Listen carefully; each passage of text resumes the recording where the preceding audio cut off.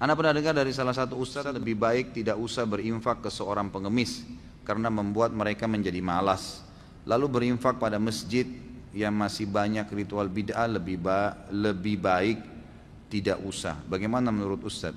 Ya itu mungkin juhud beliau ya. Ini usaha pribadi barangkali. Kalau menurut saya ya. Karena dalam Islam kalau hadis yang kita pegangi riwayat Al-Hakim dengan sanad sahih, kata Nabi SAW, kalau datang kepadamu seseorang yang meminta sementara dia di atas tunggangannya, berilah karena kau lebih mulia.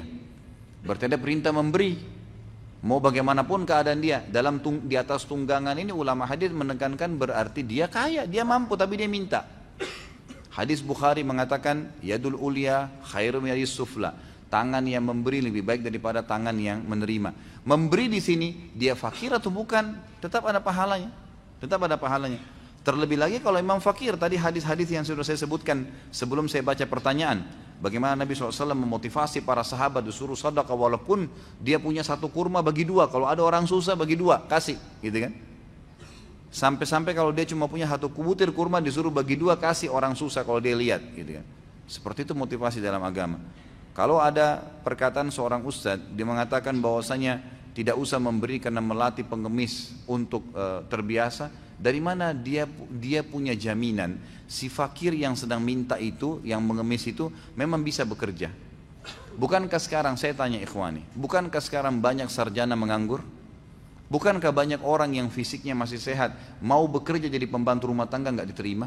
Banyak sekali, gitu kan? Saya temui kemarin menjelang lebaran di depan tempat saya di Condet itu, banyak sekali orang kesian satu keluarga dengan istrinya, dengan anaknya pakai gerobak sampah keliling. Saya kira tadinya ngangkat sampah. Saya tanya, Bapak mau ngangkat sampah? Oh enggak. Saya hanya jalan-jalan sama istri anak saya. Maksudnya kalau ada sesuatu dia dikasih, dia terima. Dan apa yang dikasih, makanan kah, pakaian kah, ditaruh di gerobak sampahnya itu.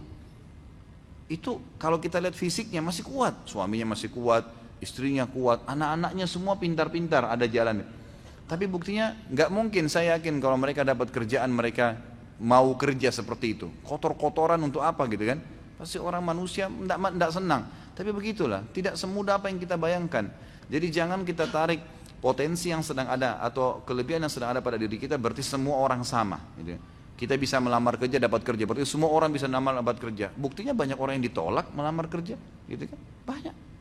Jadi kita nggak bisa tahu, makanya dalam Islam hukumnya hukum zahir yang kelihatan. Ada orang minta, kasih aja. Oh dia menipu nanti Ustaz, itu urusan dia sama Allah. Karena Allah nggak mentaklif kita, nggak membebankan kita sampai pada tingkat menilai dia ini bohong atau enggak. Nggak ada urusan sama kita itu. Saya sudah pernah kasih contoh. Sekarang di majelis kita ini tiba-tiba ada orang datang bawa proposal masjid. Nih, masjid butuh 100 juta. Kita nyumbang semua. Sebulan kemudian kita tahu orangnya nipu, nggak mau masjid. Kita rugi? Demi Allah enggak, sama sekali enggak. Kita tetap dapat pahala sesuai dengan niat kita mau masjid. Allah akan kasih itu. Dianya dihukum karena menipunya, gitu kan? Jadi enggak ada celah kita temukan untuk tidak memberi orang. Allahu a'lam. Ada satu pendapat memang, ada satu saran ulama, kalau ketahuan orang itu ahli maksiat, jelas-jelas uang itu akan dipakai pada maksiat kepada Allah, perbuatan bid'ah atau dia melakukan perbuatan syirik, atau misalnya memang dia minta uang untuk minum khamr, jelas-jelas kita tahu dia pakai mabuk, nah itu boleh ditolak. Kalau kita tahu, ya. Tapi kalau kita nggak tahu secara zahir, orang datang minta kasih aja, nggak usah lihat ya bagaimana penampilan dia. Itu yang saya tahu, Allahu a'lam. Kemudian tadi kalau dikatakan berinfak kepada masjid yang di dalamnya banyak ritual bid'ah lebih baik tidak usah. Mungkin lebih baik, Allahu a'lam. Kalau kata-kata lebih baik mungkin ya. Tapi saya sarankan seperti tadi hukum zahir. Kita masuk ke masjid, kita nggak tahu masjid ini jalanin sunnah atau enggak, atau banyak bid'ahnya atau enggak. Udah celengan masjid lagi lewat, kita mau bersedekah, sedekah aja. Kecuali jelas-jelas kita tahu ada pelanggaran, tidak boleh dibantu, tidak boleh didukung gitu kan. Tapi hukumnya hukum zahir semua. Yang kelihatan depan mata itu yang kita hukumi, Allahu a'lam.